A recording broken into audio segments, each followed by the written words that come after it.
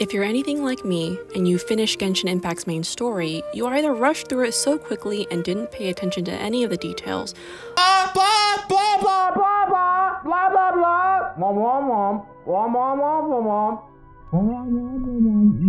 or it's been so long that you've completely forgotten what happened. Or both. There are so many characters, so much terminology, and so much lore that it's very overwhelming to the casual player.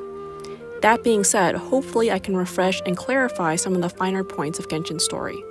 This is the ABCs of Genshin Impact.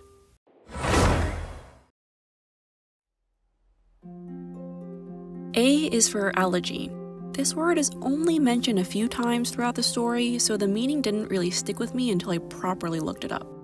Allogene is a word for people who possess visions, and all of them have the potential to become gods. The word allogene is actually the English translation of Genshin from the Japanese translation. So for all of you English readers and speakers, we could have easily ended up with a game called Allogene Impact. B is for Bennett Supremacy, a collective noun for people who want to perfect their unlucky boy to godlike levels. You need a level 90 Bennett with Constellation 6, a level 90 weapon, and talents enhanced to the max to obtain the Bennett Supreme.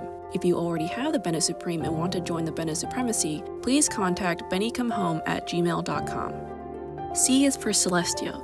It's essentially the equivalent of heaven, except you can see it. And just like heaven, most of us aren't going to end up there. Seriously, are you still going to be playing this game in 5 years when they finally make this place playable? Actually, maybe by then the RNG gods will finally give me my 5-star Pyro Damage Witch of Flames goblet. I'm the king of the world! Anyone with a vision can ascend to Celestia, but so far in Genshin lore, there have only been 2 people who have ascended there, Vanessa and Guhua, characters I like to call gacha insurance. Wait, if anyone with a vision can become a god, that means...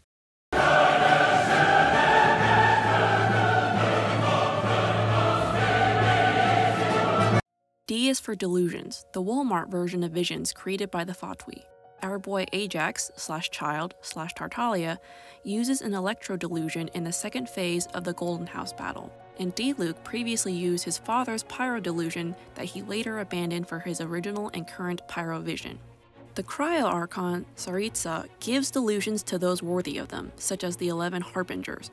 E is for Exuvia. Exuvia, also known as the Prime of the Adepti, is the name of this draconic shell that Zhongli used to fake his death.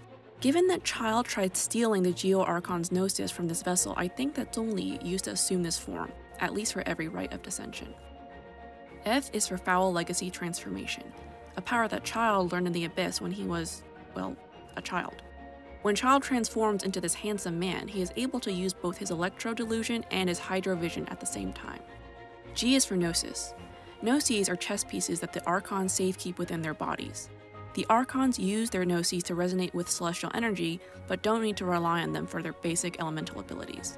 Gnoses do, however, seem to have unique powers, as Zhongli can no longer create Mora without his Gnosis. H is for Harbinger, the highest rank in one of the game's main antagonists, Fatui.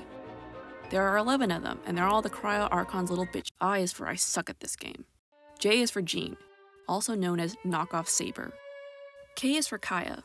He's a cavalry captain in the Knights of Favonius. Cavalry are soldiers who fight on horseback, but horses are neither seen nor mentioned in the entire game, which makes Kaya captain of nothing. L is for Loach. I don't know who came up with the translation for these things, but these are very clearly axolotls, which are amphibious creatures. Loach are freshwater bottom-dwelling fish that definitely can't run away from you.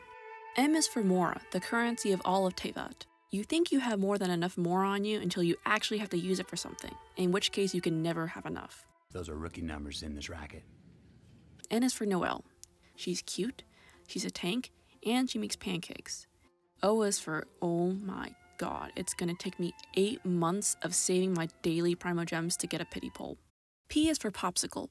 Q is for Qixing, which, translated to English, means 7 stars. They are the 7 leaders of Li Yue, each with a unique role. Together, they govern Li Yue and control its harbor and 8 trades. The members of the Qixing we care about, as in the ones that are currently playable, are Ningguang, who is in charge of laws and governance, and Keqing, who is in charge of real estate and construction. R is for Rex Lapis, the former Geo Archon, who goes by even more names than Child. He is also called Morax, the god of contracts, the god of commerce, the god of war, the Geolord, prime of the Adepti, the groundbreaker, the god of the stove, the god of history, and the god of wealth. S is for sweet flower. T is for Tianquan. This is Ningguang's title in the Qixing. Keqing also has her own title, which is Yuheng. Genshin just loves to give everybody multiple names to make all of our lives that much easier. U is for unknown god. The only thing that you need to know about her is that one day, V is for vision. Visions, which give their users elemental powers based on what type they get, are bestowed by the Archons. Though bestow is a word I use loosely since it seems that they can simply appear out of thin air, and that people can use old visions that were not originally theirs. I want to point out that visions can only be used by special eggs recognized by the gods, while delusions can be used by anyone. W is for whale, the most majestic animal of the sea. X is what you press when you're about to buy Genesis crystals. Y is for yaksha. This is a term you'll definitely want to know if you're a fan of Xiao. The Yakshas were a group of elite adepti that Rex Lapis summoned after the Archon War to get rid of plot demons, but almost all of them turned mad because they couldn't handle the overwhelming darkness they were contractually obligated to vanquish. Xiao is the only remaining Yaksha, so if his glorious hair wasn't enough to convince you to pull for him, maybe his Tumblr sad boy backstory will. Z is for Zhongli. Zhongli used to be a woman. That's hot.